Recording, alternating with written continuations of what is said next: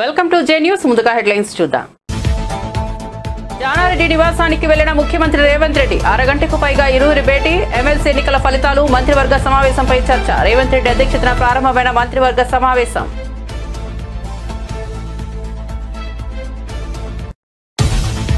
ప్రపంచ చరిత్ర పేరిట పుస్తకం రాసిన దగ్గుబాటి వెంకటేశ్వరరావు నేడు విశాఖ గీతం వర్సిటీలో పుస్తక ఆవిష్కరణ. కాలం ఎప్పుడు ఒకే రకంగా ఉండదన్న దగ్గుబాటి, చంద్రబాబుకు తనకు మధ్య గొడవలు గతమని వెల్లడి.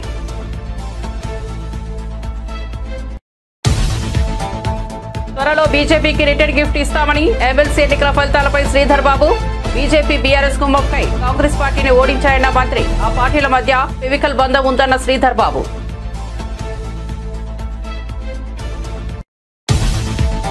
జగన్ ను కలిసిన నందీపుర పీఠాధిపతులు. కర్ణాటకలోని నందీపురంలో శ్రీ అర్ధనారీశ్వర స్వామి విగ్రహం ఏర్పాటుకు భూమి పూజ. కార్యక్రమానికి జగన్ ను ఆహ్వానించిన పీఠాధిపతులు. జగన్ ను కలిసిన 4 పీఠాధిపతులు.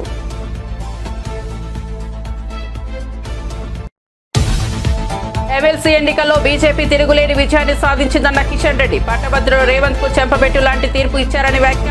ఎన్నికల ఫలితాలు తమ బాధ్యతను మరింత పెంచాయన్న కేంద్ర మంత్రి.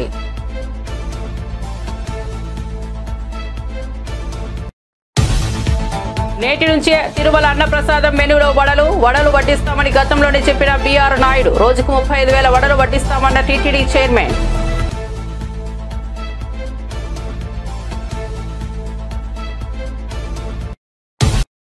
తెలంగాణ ముఖ్యమంత్రి Revanth Reddy Congress party senior నేత మాజీ మంత్రి జానారెడ్డి నివాసానికి వెళ్లారు. అరగంటకు పైగా వీరు భేటీ అయ్యారు.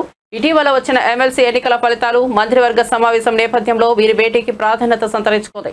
అంతకుముందు వరంగల్, ఖమ్మం, నల్గొండ ఉపాధ్యాయ ఎమ్మెల్సీగా ఎన్నికైన శ్రీపాల్ రెడ్డి ముఖ్యమంత్రిని కలిశారు. సచివాలయంలో తెలంగాణ మంత్రివర్గం సమావేశమైంది. ముఖ్యమంత్రి రేవంత్ రెడ్డి అధ్యక్షతన మంత్రివర్గం సమావేశమైంది. బీసీ రిజర్వేషన్లు, ఎస్సీ వర్గీకరణపై మంత్రివర్గ సమావేశంలో కీలక నిర్ణయం తీసుకున్నారు. మాజీ మంత్రి దగ్గుబాటి వెంకటేశ్వరరావు ప్రపంచ తత్వం, నాయకత్వంపై అధ్యయనం చేసి పుస్తకం రాశారని ఏపీ సీఎం చంద్రబాబు అన్నారు. విశాఖపట్నంలో దగ్గుబాటి రాసిన ప్రపంచ చరిత్ర పుస్తక ఆవిష్కరణ కార్యక్రమంలో సీఎంతో పాటు మాజీ ఉపరాష్ట్రపతి వెంకయ్యనాయుడు, కేంద్ర మంత్రి నిర్మలా సీతారామన్, ఎంపీలు దగ్గుబాటి పురంధేశ్వరి, శ్రీ భరత్ పాల్గొన్నారు. ఈ సందర్భంగా చంద్రబాబు మాట్లాడారు. దగ్గుబాటి వెంకటేశ్వరరావు నా తోడల్లుడు. ఎన్టీఆర్ వద్ద ఇద్దరం అన్ని నేర్చుకున్నాం. ఆయన పుస్తకం రాస్తారని నేను ఎప్పుడూ అనుకోలేదు. రచయిత కానటువంటి రచయిత వెంకటేశ్వరరావు ఎవరు చేయని సాహసాన్ని ఆయన చేశారు. ప్రపంచ చరిత్రలో ఆది నుంచి ఇప్పటి వరకు మొత్తం వివరాలను పుస్తకంలో పొందుపరిచారని అన్నారు. అందులో డాక్టర్ వెంకటేశ్వరరావు గారు ఒక్కరని చెప్పి మీ అందరికీ తెలియజేస్తున్నా. ఇలాంటి మంచి బుక్ రాసిన వారిని అభినందిస్తూ, వీటి కోసం వారెంత తపన పడ్డారు, శ్రమ చేశారు, అన్ని చేసి ఇలాంటి వన్ ఆఫ్ ది బెస్ట్ బుక్ని మనందరికీ అందించారు. ఇది ప్రతి ఒక్క ఇంట్లో కూడా ఉండదగ్గ పుస్తకం, ప్రతి ఒక్క లైబ్రరీలో ఉండవలసిన పుస్తకం. ప్రతి ఒక్కరు కూడా చరిత్ర తెలుసుకోవాల్సిన అవసరం ఉంది. అలాంటి చరిత్ర తెలుసుకోవడానికి సులువైన మార్గం ఈ యొక్క బుక్ అని చెప్పి మరొకసారి తెలియజేసుకుంటూ, మేము మామూలుగా ఎప్పుడూ రాజకీయ మీటింగ్లు ఉంటాయి. ఈరోజు వండర్ఫుల్ మీటింగ్, ఒక ఆత్మీయ సమ్మేళనం. నా లెక్క ప్రకారం మా కుటుంబంలో ఒక మంచి రచయిత అధ్యయనం చేసి ప్రాక్టికల్గా ఏ విధంగా సమాజానికి అందించారు. వారిని మనస్ఫూర్తిగా అభినందిస్తూ, ఆయన ఒకసారి మాట్లాడుతూ, తెల్లవారుజాము నిద్ర వచ్చేది కాదు, లేచి మళ్ళీ కాఫీ తాగేసి కూర్చొని రాసి తర్వాత పడుకునేవాడిని అని చెప్పారు. అంటే ఆ పట్టుదల ఉన్నప్పుడు మనిషిలో అలాంటి శక్తి వస్తుంది. ఓసారి నిద్ర రాని రాత్రులు గడుపుతూ ఉంటాం, కానీ అల్టిమేట్గా one of the best achievement. I wish him all the best. Excellent work. మీ అందరి తరపున మరొక్కసారి మనస్ఫూర్తిగా అభినందిస్తూ అందరికీ నమస్కారాలు. జై హింద్. విశాఖపట్నం వేదికగా జరిగిన ప్రపంచ చరిత్ర పుస్తక ఆవిష్కరణ కార్యక్రమంలో ఆసక్తికర సన్నివేశం కనిపించింది. ఈ వేదికపై తోడల్లుడు ఆంధ్రప్రదేశ్ ముఖ్యమంత్రి చంద్రబాబు, మాజీ మంత్రి దగ్గుబాటి వెంకటేశ్వరరావు దాదాపు 30 ఏళ్ల తర్వాత ఒకే వేదికపై వచ్చారు. విశాఖపట్నంలోని గీతం యూనివర్సిటీలో దగ్గుబాటి వెంకటేశ్వరరావు రచించిన ప్రపంచ చరిత్ర పుస్తక ఆవిష్కరణ కార్యక్రమానికి ముఖ్యమంత్రి చంద్రబాబు ముఖ్య అతిథిగా హాజరయ్యారు. ఈ కార్యక్రమంలో దగ్గుపాటి వెంకటేశ్వరరావు ప్రసంగించారు. అనంతరం సీఎం చంద్రబాబు దగ్గుపాటిని అభినందిస్తూ ఆత్మీయంగా ఆలింగనం చేసుకున్నారు. దాదాపు 30 ఏళ్ల తర్వాత చంద్రబాబు దగ్గుపాటిలో ఒకే వేదికపై కనిపించారు. కొన్నేళ్లుగా కుటుంబ కార్యక్రమాల్లో ఇద్దరు కలుస్తున్నారు. కానీ ఇద్దరు ఒకే బహిరంగ వేదికపైకి రావడం 30 ఏళ్లలో ఇదే మొదటిసారి కావడం విశేషం. ఈ పుస్తకాన్ని ఆవిష్కరించి డెఫినెట్గా మంచి పుస్తకం, that is no doubt about it. I'm proud of it. మొన్నటి వరకు అనుకున్నాను, కానీ ఈనాటి మాత్రం నిజంగా నేను మంచి పని చేశాను అనేటటువంటి భావంతో సెలవు తీసుకుంటాను.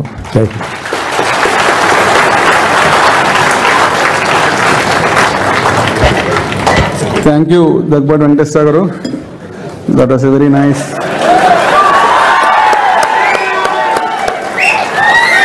This is what we must learn from these two great gentlemen. We must forget the past, move on with the future.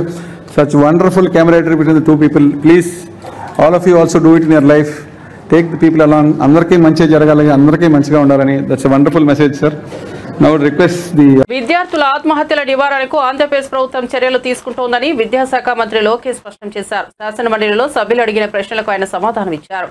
విద్యార్థులకు కౌన్సిలింగ్ ఇచ్చేందుకు చర్యలు తీసుకుంటున్నామన్నారు. రాష్ట్రంలో ఒక్క విద్యార్థి ఆత్మహత్య చేసుకున్నా ప్రభుత్వం సీరియస్ గా తీసుకుంటుందని తెలిపారు. ఆత్మహత్యల నివారణకు చర్యలు తీసుకోవాల్సిన బాధ్యత ప్రైవేట్ విద్యాసంస్థలపైన ఉందన్నారు. వచ్చే విద్యా సంవత్సరం నుంచి యాక్టివ్ ఏపీ కార్యక్రమం ప్రారంభించి ఏడాదిలో కనీసం 150 రోజులు విద్యార్థుల ఆటలపై దృష్టి పెట్టేలా చర్యలు తీసుకుంటామన్నారు. అదే ప్రాబ్లం టెక్నికల్ ఎడ్యుకేషన్ లో కూడా ఒక సంవత్సరం 2-3 చనిపోతున్నారు, ఒక సంవత్సరం 11 మంది చనిపోయారు, ఒక సంవత్సరం ఒకరు చనిపోయారు. ఇట్లా ప్యాటర్న్ అనేది లేదు. ఇంకో పక్కన యూనివర్సిటీలో కూడా ఆత్మహత్యలు జరిగినాయి అధ్యక్ష. ఓపెన్ గా మాట్లాడుతున్నాం. డేటా రిపోర్టింగ్ 2014 నుంచి ఉంది అధ్యక్ష. అప్పటి నుంచి చూస్తే 18 మంది, అంటే గత దశాబ్దంలో 18 మంది ఆత్మహత్య చేసుకోవడం జరిగింది అధ్యక్ష. అధ్యక్ష, గౌరవ సభ్యులు అడిగినట్లు 2-3 విషయాలు అధ్యక్ష. ఇక్కడ స్కూల్ వెల్నెస్ టీమ్స్, ఈ స్కూల్ వెల్నెస్ టీమ్స్ ఏర్పాటు చేసి ప్రైవేట్ మరియు ప్రభుత్వ జూనియర్ కళాశాలకి ఓరియంటేషన్ ఇచ్చి ఎర్లీ సిమ్టమ్స్, అంటే ఆత్మహత్య చేసుకోవాలనేది ఒక్క క్షణంలో ఆలోచించి కాదు, ఒక సిమ్టమ్ అనేది ఉంటుంది. విద్యార్థులు ఆ సిమ్టమ్ మనం క్యాప్చర్ చేయాల్సిన అవసరం ఉంది అధ్యక్ష. పిల్లల్ని ఆత్మహత్య చేసుకోకుండా చూసుకోవాల్సిన బాధ్యత ఉంది అధ్యక్ష. కేవలం జూనియర్ కళాశాల నుంచి విశ్వవిద్యాలయాల వరకే కాకుండా ఈవెన్ స్కూల్ ఎడ్యుకేషన్ లో కూడా అధ్యక్ష, స్కూల్ ఎడ్యుకేషన్ లో కూడా ఇప్పుడు సెక్షువల్ హెరాస్మెంట్ ఇష్యూస్ వస్తున్నాయి. ఇవన్నీ కూడా ఏంటంటే స్కూల్ ఎడ్యుకేషన్ లో కూడా ఈ రోజు మేము కొన్ని కౌన్సిలర్స్, సుమారుగా 280 కౌన్సిలర్స్ మేము నియమించాం. వాళ్ళని టీచర్లు కూడా, ఉపాధ్యాయులు కూడా ట్రైనింగ్ ఇస్తారు అధ్యక్ష. ఇచ్చి ఎర్లీ సిమ్టమ్స్ ఏంటి, ఈవెన్ సెక్షువల్ హెరాస్మెంట్ కూడా, అంటే బిహేవియర్ లో మార్పు వచ్చిందా పిల్లల్లో, అది చూసుకుని క్యాచ్ చేసి అదే ఎస్కలేట్ చేస్తే ప్రాపర్ కౌన్సిలింగ్ చేయాలని లక్ష్యంతో మేము పనిచేస్తాం. మొదటిది. రెండోది, QPR ఇన్స్టిట్యూట్ యుఎస్ అధ్యక్ష. ఇది one of the best institute, అంటే ఇది ఆత్మహత్యలు నివారించడానికి one of the best institute. వాళ్ళు ఒక ఒప్పందం బెంగళూరులో పార్ట్నర్ తో పెట్టుకున్నారు అధ్యక్ష. వాళ్ళతో కూడా ఏంటంటే ఈ స్కూల్ కౌన్సిలర్ ట్రైనింగ్ కి, guidance, intervention, crisis support management కి అది వాడుతున్నారు. రెండోది. మూడోది, టెలి కౌన్సిలింగ్ సర్వీస్ అధ్యక్ష. Especially board of intermediate education కి టెలి కౌన్సిలింగ్ సర్వీసెస్ ఏర్పాటు చేసి పిల్లలకి ఈ స్ట్రెస్, యాంగ్జైటీ కోప్ చేసుకునే విధంగా ఎట్లా కౌన్సిలింగ్ చేయాలో అది మూడోది. అదేవిధంగా ప్రభుత్వ డిగ్రీ కళాశాలకు వచ్చి మెంటర్ మెంటీ సిస్టమ్ కూడా తీసుకొస్తాం జరిగింది అధ్యక్ష. అంతేకాకుండా ఈరోజు అధ్యక్ష ఎన్సీసీ స్పీకర్ గారు కూడా మన రెడ్ క్రాస్ ఇవన్నీ కూడా మళ్ళీ తిరిగి పాఠశాలకు తీసుకురావాలి. ఇక్కడ ఏమైందంటే అధ్యక్ష, ఆత్మహత్య చేసినానికి నా అంచనా ప్రకారం 3 ప్రధానమైన కారణాలు. మొదటిది ర్యాగింగ్, రెండోది వచ్చేగల ఎకడమిక్ స్ట్రెస్, మూడోది వచ్చేగల ఫీ పేమెంట్. ఈ 3 బ్రాడ్ బకెట్స్ లో ఉంటాయి అధ్యక్ష. అధ్యక్ష, ఇది కానీ చూస్తే మన ప్రభుత్వ అధికారంలోకి వచ్చిన తర్వాత ప్రభుత్వ జూనియర్ కళాశాలని బలోపేతం చేయాలని లక్ష్యంతో మేము పనిచేస్తున్నాం అధ్యక్ష. We're going to strengthen. ఇప్పుడు గత ప్రభుత్వం హై స్కూల్ ప్లస్, గౌరవ మంత్రి గారు ఉన్నారు, చాలా అవగాహన మంత్రి గారికి హై స్కూల్ ప్లస్ ని తీసుకొచ్చారు. దాన్ని నేనేమన్నానంటే అక్కడ సబ్జెక్ట్ టీచర్స్ ఇవ్వాలి. సబ్జెక్ట్ టీచర్స్ ఇచ్చి మండలానికి కంపల్సరీ ఒక గవర్నమెంట్ జూనియర్ కళాశాల ఉండాలి. సబ్జెక్ట్ టీచర్స్ ఇచ్చి కరెక్ట్ మెటీరియల్, ఇప్పుడు మేము స్కూల్ కిట్ ఇచ్చాము అధ్యక్ష. తమిళనాడులో త్రిభాషా విధానంపై ఉద్రిక్తత నెలకొంది. త్రిభాషా విధానానికి మద్దతుగా బీజేపీ నేతలు చెన్నై ఎంజీఆర్ నగర్ లో సంతకాల సేకరణ నిర్వహించారు. అయితే ఈ కార్యక్రమానికి అనుమతి లేదంటూ పోలీసులు అడ్డుకున్నారు.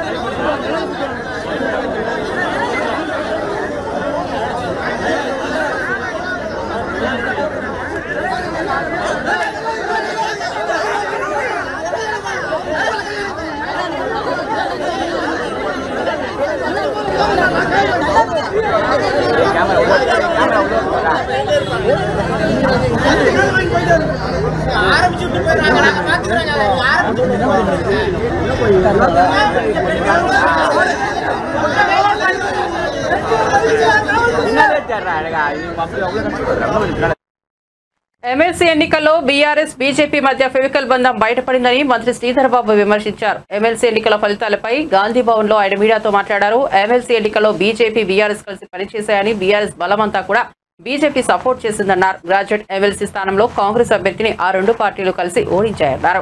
ఎమ్మెల్సీ ఎన్నికల్లో విజయం సాధించడం ద్వారా కాంగ్రెస్ పార్టీకి రంజాన్ గిఫ్ట్ ఇచ్చామని బండి సంజయ్ చేసిన వ్యాఖ్యలకు మంత్రి శ్రీధర్ బాబు కౌంటర్ ఇచ్చారు. మేము బీజేపీకి ఎన్నో గిఫ్టులు ఇచ్చాం, బీజేపీ బీఆర్ఎస్ కలిసి రంజాన్ గిఫ్ట్ ఇచ్చాయా అని ప్రశ్నించారు. త్వరలో మరో పండుగ వస్తుందని, అప్పుడు మేము బీజేపీకి రిటర్న్ గిఫ్ట్ ఇస్తామన్నారు. కేంద్రంలో బీజేపీ అధికారంలో ఉన్నప్పుడు తెలంగాణలో గెలిచిందా అని ప్రశ్నించారు. అభ్యర్థిని నిలబెట్టలే. ఎందుకు నిలబెట్టలే? ప్రజలందరూ గమనించాలి.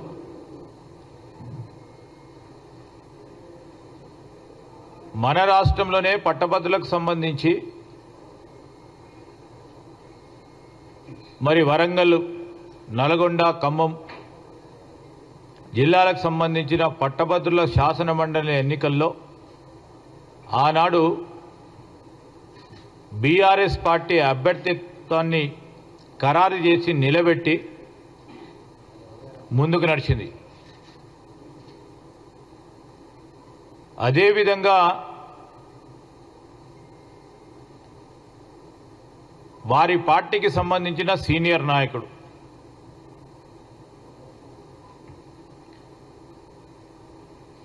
కరీంనగర్ ప్రాంతవాసి, మాజీ సివిల్ సప్లైస్ కార్పొరేషన్కు సంబంధించిన చైర్మన్, ఆనాడు మరి ఆ సర్దార్జీ గారు రవీందర్ సింగ్ గారు పార్టీ పరంగా ఉన్న సీనియర్ నాయకుడు.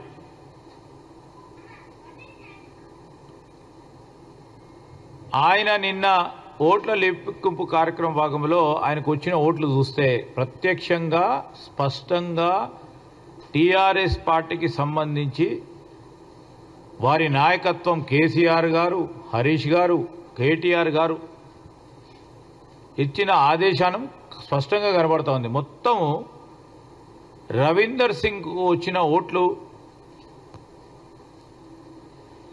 మేమనుకుంటున్నాం ఆయనకు వచ్చిన ఓట్లు వ్యక్తిగతంగా వచ్చిన ఓట్లు. మొత్తం పరోక్షంగా ఈరోజు రవీందర్ సింగ్ గారికి మొత్తం యావత్ పార్టీ టీఆర్ఎస్ పార్టీ బలపరిస్తే మీ శక్తి అంతేనా అని అడుగుతా ఉన్నాం. పరోక్షంగా పూర్తి స్థాయిలో బీజేపీకి సపోర్ట్ చేసి బీజేపీని గెలిపించుకోవాలని వారికున్న ఫెవికాల్ బంధం ఇంకా కూడా గట్టిగా చేయడానికి సంబంధించిన మిత్రులే కానీ ప్రధానంగా బీజేపీ తోడుగా నిలబడ్డ బీఆర్ఎస్ వారి మాటలకి భ్రమపడకుండా మరొక మారు చెప్తా ఉన్నాం. పట్టభద్రులకు సంబంధించి కానీ ఈ రాష్ట్రంలో ఉన్న యువతీ యువకులకు సంబంధించిన శ్రేయస్సు గురించి పనిచేయాలనే తపనతో ముందుకు పోతా ఉన్న ప్రభుత్వానికి ప్రోత్సాహం కల్పిస్తూ ముందుకు నడవాలని వారిని కోరుతా ఉన్నాం. జీవన్ రెడ్డి గారు మాట్లాడు. ఎనీథింగ్ మీరు చెప్పండి. ఇప్పుడు మేము అనేక సందర్భాల్లో అనేక రంజాన్లు వచ్చినాయి, అనేక పండుగలు వచ్చినాయి. ఎన్నిసార్లు గిఫ్ట్ ఇచ్చుంటాం? చాలా సందర్భాల్లో గిఫ్ట్. ఇది గిఫ్ట్ కాదని కాదు, ప్రజాభిప్రాయం. మీరు రంజాన్ గిఫ్ట్ ఎవరితో కలిసి ఇచ్చిండ్రు అనుకుంటాం? బీజేపీ బీఆర్ఎస్ పార్టీ కలిపి మీరు చేస్తా ఉన్న ఒప్పందాలు స్పష్టంగా ఈరోజు బయటికి వస్తూ ఉన్నాయి. ఈరోజు మీరు రంజాన్ గిఫ్ట్ ఇస్తే మేము రంజాన్ తర్వాత ఇంకో గిఫ్ట్ ఇస్తాం, మళ్ళీ ఇంకో పండుగ వస్తుంది కదా.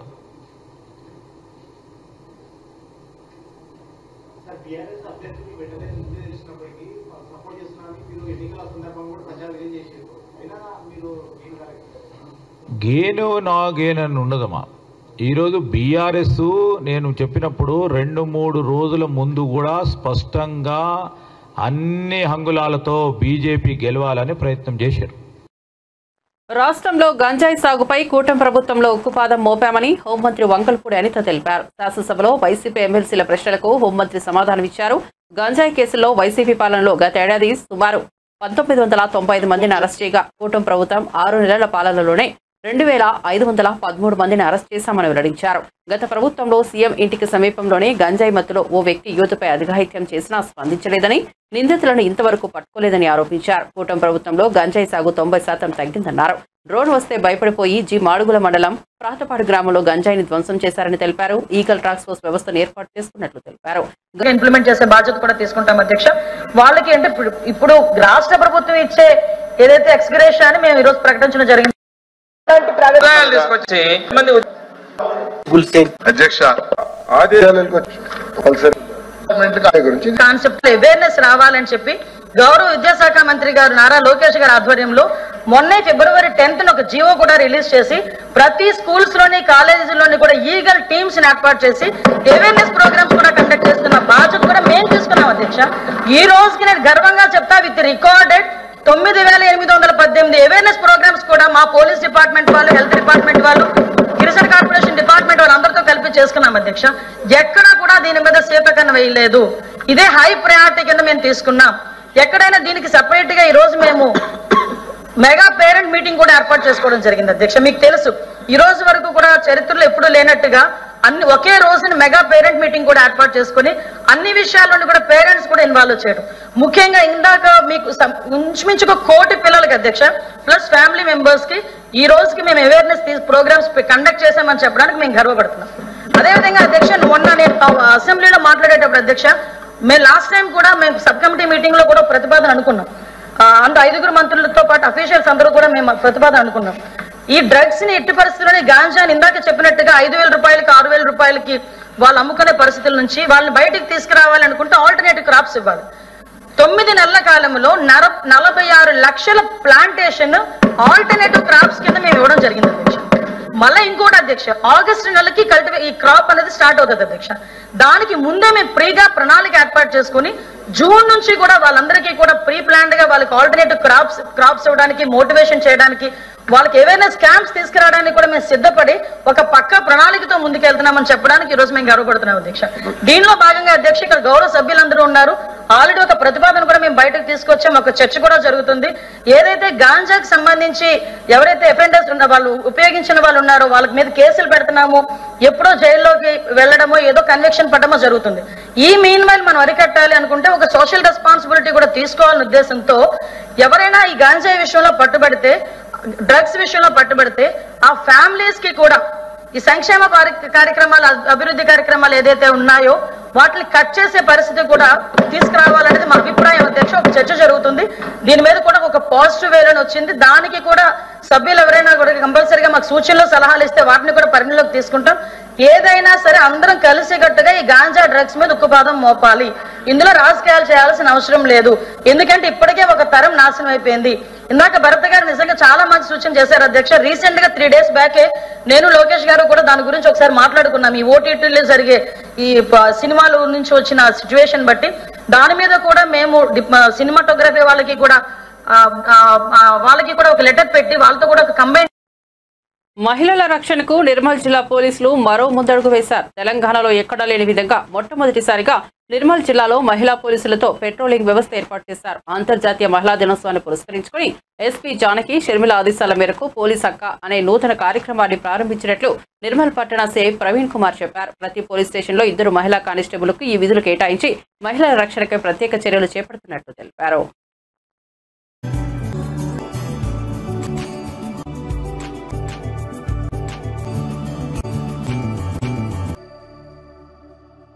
జిల్లా ఎస్పీ మేడం జానకి షర్మిల గారి ఆదేశాల మేరకు ఈ రోజు నుండి మా డబ్ల్యూపీసీస్ వజ్రమ్మ, అదేవిధంగా లావణ్యాలని ఈరోజు పెట్రోకార్ డ్యూటీకి డిప్లాయ్ చేయడం జరిగింది.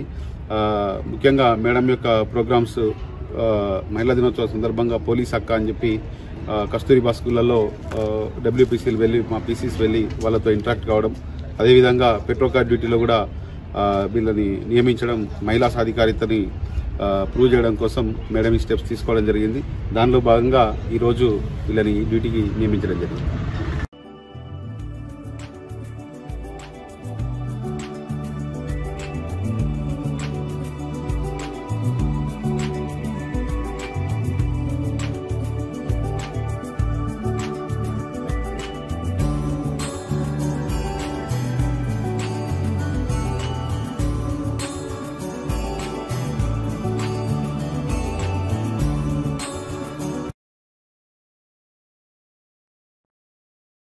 ఆయుర్వేదం, హోమియో ఆసుపత్రిలో వైద్యులు, సిబ్బంది కొరతపై అసెంబ్లీలో అడిగిన ప్రశ్నలకు ఆరోగ్య శాఖ మంత్రి సత్యకుమార్ యాదవ్ సమాధానమిచ్చారు. గత 5 ఏళ్లలో వైసీపీ ప్రభుత్వం ఆయుష్ శాఖను నిర్వీర్యం చేయడమే కాదు, దాన్ని పూర్తిగా మూసివేయాలనుకుంటుందని విమర్శించారు. మాజీ సీఎం జగన్ ఆయుష్ అంటే ఏ శాఖ కూడా తెలియదని వ్యాఖ్యానించేవారని మంత్రి ఆరోపించారు. వైసీపీ హయాంలో ఆయుష్ శాఖపై సమీక్షలు జరిపిన సందర్భాలు కూడా లేవని అన్నారు. మీరు ఈ శాఖను ఎంతగా నిర్లక్ష్యం చేశారంటే, గత 5 సంవత్సరాల్లో అధ్యక్ష ఆయుష్ శాఖకి స్టేట్ యాన్యువల్ యాక్షన్ ప్లాన్ కింద కేంద్రం నుంచి వచ్చిన నిధులు 71 కోట్లు మాత్రమే అధ్యక్ష. ఎందుకంటే ఈ రాష్ట్రం నుంచి ప్రతిపాదనలు పంపే ప్రయత్నం చేయలేదు, నిధులు రాబట్టే ప్రయత్నం చేయలేదు. కేంద్రం నిధులు ఇవ్వడానికి చాలా సిద్ధంగా ఉంది. రాష్ట్రం నుంచి శాప్ కింద ఏ ప్రతిపాదనలు పంపిస్తే, ఎందుకంటే 60-40% కింద ఇవ్వాలి, ఇక్కడి నుంచి రాష్ట్ర వాటా ఇవ్వాల్సి వస్తుందనే ఉద్దేశంతో ఈ శాప్ కింద ప్రతిపాదనలు కూడా పంపే ప్రయత్నం చేయలేదు అధ్యక్ష. ఇది ఎంతవరకు వాస్తవమో కానీ నాకు ఆ పార్టీకి సంబంధించిన ఒక నాయకుడు చెప్పారు అధ్యక్ష. నేను రోజు మాటల్లో వస్తే మాట్లాడుతుంటే మీలాగే ఆ పార్టీలో ఉన్న నాయకుడు, తర్వాత బయటకు వచ్చిన నాయకుడు రోజు మాట్లాడుతూ ఉంటే, మా అప్పట్లో ముఖ్యమంత్రికి ఆయుష్ శాఖ అంటే అదేం శాఖ అయ్యా, ఏంది ఆయుర్వేద, ఏది హోమియో, ఏంటి దీనికి ఏమైనా అర్థం ఉందా, పట్టించుకొని పక్కకు పెట్టండి అని చెప్పేవారు అని. దానికి కారణంగానేమో అధ్యక్ష 5 సంవత్సరాలకు గాను కేవలం 71 కోట్లు మాత్రమే కేంద్రం నుంచి తీసుకొచ్చారు. కానీ ఈ కూటమి ప్రభుత్వం వచ్చిన తర్వాత అధ్యక్ష మొదటి 3 నెలల్లోనే 88 కోట్లని ఆయుష్ కోసం శాప్ కింద తీసుకురావడం జరిగింది అధ్యక్ష. అనేక సంస్థలకి ఇవాళ ఆ 50 బెడ్ల ఆసుపత్రిని కాకినాడలో 7,20,00,000తో, విశాఖపట్నంలో 50 బెడ్ల ఆయుష్ ఇంటిగ్రేటెడ్ హాస్పిటల్ ని 8,50,00,000తో, ఈ రకంగా 83 కోట్లకు గాను ప్రతిపాదనలతో నిధులు మంజూరు చేసుకుని రావడం జరిగింది అధ్యక్ష. ఇంకోటి అధ్యక్ష, ప్రధానంగా చెప్పాల్సిన విషయం ఏంటంటే అధ్యక్ష, ఆయుష్ ని కేవలం నిర్వీర్యం చేయడమే కాదు అధ్యక్ష, పూర్తిగా చంపేయాలని ప్రయత్నం చేశారు. ముఖ్యమంత్రి గారి గతంలో ఉంటున్న ముఖ్యమంత్రి గారి ఆలోచన విధానం ఏ విధంగా ఉన్నది కూడా నేను చెప్పాను అధ్యక్ష. ఇవాళ ఇప్పుడే చెప్పారు ఒక ఆయుర్వేద యూనివర్సిటీ ఉండాలని. 2018వ సంవత్సరంలో అధ్యక్ష central research institute on yoga and naturopathy కేంద్రం మంజూరు చేసింది అధ్యక్ష. ఇక్కడ కొండపావులూరు, గన్నవరం నియోజకవర్గంలో కొండపావులూరు అనే గ్రామంలో 25 ఎకరాలని గతంలో కూటమి ప్రభుత్వం చంద్రబాబు నాయుడు గారి నాయకత్వంలో 25 ఎకరాలని కేటాయించడం జరిగింది అధ్యక్ష. ప్రాజెక్ట్ కాస్ట్ 100 కోట్లు అధ్యక్ష.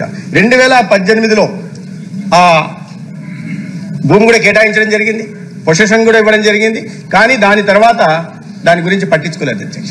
ఆశ్చర్యకరంగా బాధాకరమైన విషయం ఏంటంటే, ఇటీవల మాకు కేంద్ర మంత్రి నుంచి ఫోన్ వచ్చింది అధ్యక్ష.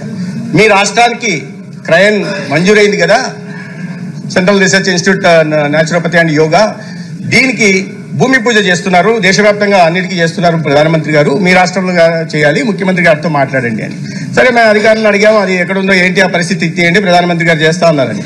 తీరా చూస్తే అధికారులు అక్కడికి వెళ్ళి చూస్తే అధ్యక్ష ఆ భూమిని జగనన్న కాలనీల పేరుతో ఇచ్చేస్తున్నారు అధ్యక్ష. అక్కడ పోనీ పేదలకన్నా ఉపయోగపడిందా, అది ఊరికి చాలా దూరంగా ఉన్న చోట కాలనీ ఇచ్చారు, పేదలకు కూడా ఉపయోగపడలేదు, కేవలం పునాదులు మాత్రం నిర్మించి దాన్ని వదిలేశారు. ఈ సంస్థను కూడా అంటే ప్రతిష్టాత్మకమైన సంస్థ అధ్యక్ష ఇది, దీన్ని కూడా ప్రధానమంత్రి గారు స్వయంగా తన భూమి పూజ చేస్తా ఉన్నారు నరేంద్ర మోడీ గారు అంటే దాని ప్రాముఖ్యత ఎంత ప్రతిష్టాత్మకమైనా మనం అర్థం చేసుకోవాలి. దాన్ని భూమి లేని కారణంగా చాలా అవమానకర పరిస్థితుల్లో ఈ రకంగా జరిగింది అని కేంద్ర మంత్రి గారికి మేము చెప్పుకోవాల్సిన చాలా ఎంబారాస్మెంట్ పొజిషన్ అధ్యక్ష, చెప్పుకోవాల్సిన పరిస్థితి వచ్చింది. అయితే గౌరవ ముఖ్యమంత్రి గారు ఇప్పుడు దానికి కావాల్సినది రాజధాని ప్రాంతంలో చేశారు. దాని త్వరలోనే central research institute for naturopathy and yoga ఈ రాష్ట్రానికి. వైసీపీ అధినేత వైఎస్ జగన్మోహన్ రెడ్డికి గురువారం ఓ ప్రత్యేక ఆహ్వానం అందింది. ఎక్కడో కర్ణాటకలో కార్యకలాపాలు నిర్వహిస్తున్న నందీపుర పీఠం నుంచి ఈ ఆహ్వానం అందింది. ఇందుకోసం నందీపుర పీఠాధిపతులు నేరుగా అమరావతి పరిధిలోని తాడేపల్లికి వచ్చి జగన్తో భేటీ అయ్యారు. ఏప్రిల్లో తమ పీఠం నిర్వహించనున్న శ్రీ అర్ధనారీశ్వర స్వామి విగ్రహం భూమి పూజకు హాజరు కావాలని జగన్ను ఆహ్వానించారు. కోనసీమ జిల్లా పి గన్నవరం మండలంలో ఓ వివాహ వేడుకకు సినీ నటుడు నందమూరి కళ్యాణరామ్ ఎన్టీఆర్ కుటుంబ సభ్యులు హాజరయ్యారు. ఎన్టీఆర్ కుటుంబానికి సన్నిహితులైన కారుపర్తి కోటేశ్వరరావు లక్ష్మీ దంపతుల కుమార్తె గాయత్రి వివాహం గురువారం చాకలపాలెంలోని ఓ ఫంక్షన్ హాల్లో జరిగింది. ఈ వేడుకకు ఎన్టీఆర్ తల్లి శాలిని, భార్య లక్ష్మి, ప్రణతి, అత్త నాన్న మల్లిక హాజరై నూతన దంపతులను ఆశీర్వదించారు.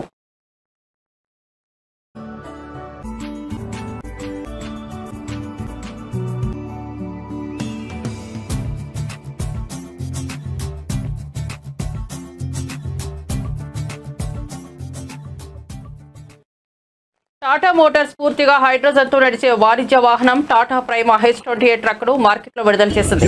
ఇది దేశంలో తొలిసారిగా హైడ్రోజన్ పవర్డ్ కమర్షియల్ వెహికల్. 4 సిలిండర్ల హైడ్రోజన్ అంతర్జన్య దహన ఇంజిన్తో రూపొందించబడుతుంది.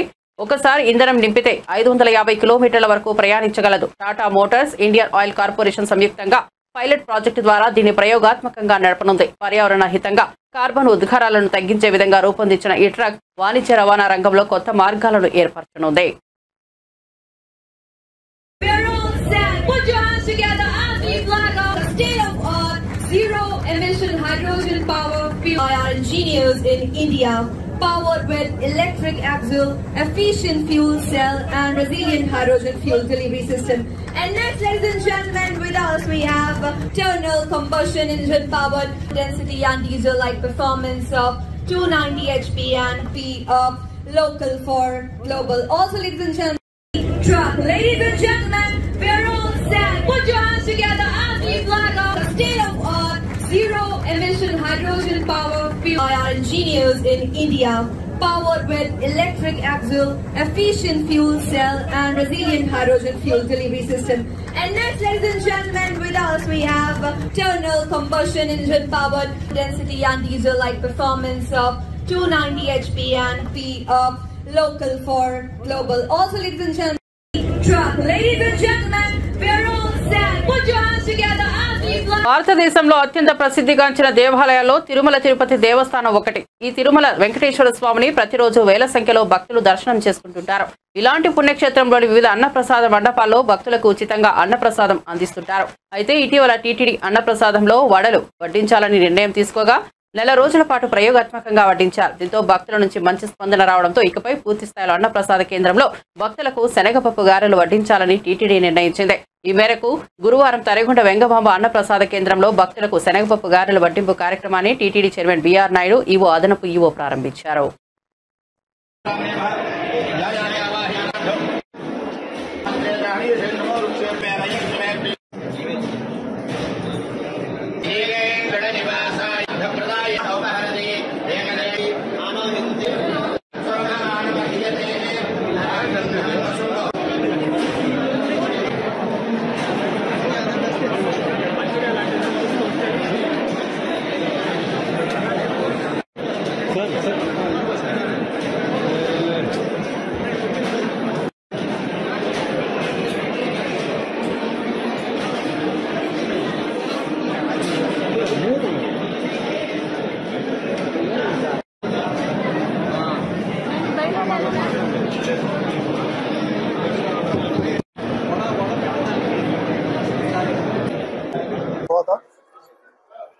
ఈ అన్నప్రసాదం సెంటర్కి వచ్చి భోజనం చేయటం జరిగింది. ఆ సందర్భంగా నా మనసులో ఒక ఆలోచన వచ్చింది, ఇంకొక పదార్థం పెడితే బాగుంటుందని. ఈ విషయాన్ని ముఖ్యమంత్రి చంద్రబాబు నాయుడు గారి దృష్టికి తీసుకెళ్ళటం, వారు వెంటనే ఆమోదించటం, ఆ తర్వాత అధికారులతో చర్చించి బోర్డు సమావేశంలో ప్రవేశపెట్టి అందరి ఆమోదయోగ్యంతో ఈరోజు మసాలా వడ ఇంట్రడ్యూస్ చేయాలని అనుకున్నాం. అదేవిధంగా ఈరోజు కార్యరూపం దాల్చింది. దీనికి జనవరి 20వ తారీఖు నాడే ట్రయల్ రన్ వేశారు మన అధికారులు. అది బాగా సక్సెస్ అయింది, చాలా రుచికరంగా ఉందని చెప్పేసి ఫీడ్బ్యాక్ వచ్చింది. దానికి అనుగుణంగానే కొంత సమయం పట్టింది, ఎందుకంటే అన్ని ఏర్పాట్లు చేసుకోవాలి.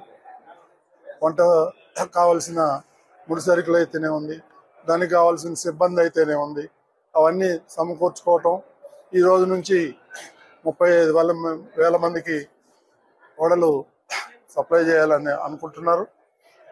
ఇక దీన్ని ఇంకా పెంచి అందరికీ అందుబాటులో తెచ్చేదానికి మన అధికారులు కృషి చేస్తున్నారు. ప్రతి ఒక్కరికి ఈ కార్యక్రమంలో భాగస్తులందరికీ కూడా పేరు పేరున ధన్యవాదాలు తెలుపుకుంటున్నాను. ఇది మంచి పరిణామం. భక్తులందరూ చాలా సంతృప్తి వ్యక్తం చేశారు. ఇదే విధంగా కొనసాగుతుందని చెప్పి నేను ఆశిస్తున్నాను. బులెటిన్ ముగించే ముందు హెడ్లైన్స్ మరోసారి చూద్దాం. జానారెడ్డి నివాసానికి వెళ్లిన ముఖ్యమంత్రి రేవంత్ రెడ్డి అరగంటకు పైగా ఇరువురి భేటీ. ఎమ్మెల్సీ ఎన్నికల ఫలితాలు, మంత్రివర్గ సమావేశంపై చర్చ. రేవంత్ రెడ్డి అధ్యక్షతన ప్రారంభమైన మంత్రివర్గ సమావేశం.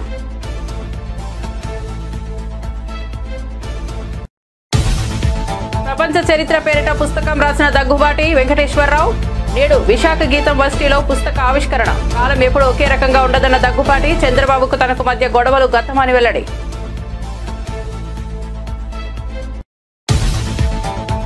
త్వరలో బీజేపీకి రిటర్న్ గిఫ్ట్ ఇస్తామని ఎమ్మెల్సీ ఎన్నికల ఫలితాలపై శ్రీధర్ బాబు.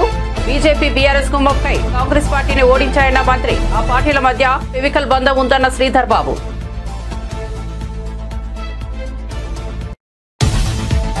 జగన్ను కలిసిన నందీపుర పీఠాధిపతులు. కర్ణాటకలోని నందీపురంలో శ్రీ అర్ధనారీశ్వర స్వామి విగ్రహం ఏర్పాటుకు భూమి పూజ. కార్యక్రమానికి జగన్ను ఆహ్వానించిన పీఠాధిపతులు. జగన్ను కలిసిన 4 పీఠాధిపతులు.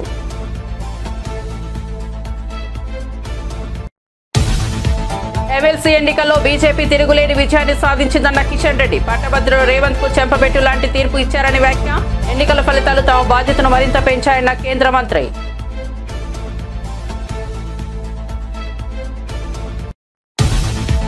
నేటి నుంచే తిరుమల అన్నప్రసాదం మెనూలో వడలు వడ్డిస్తామని గతంలోనే చెప్పిన బీఆర్ నాయుడు. రోజుకు 35,000 వడలు వడ్డిస్తామన్న టీటీడీ చైర్మన్.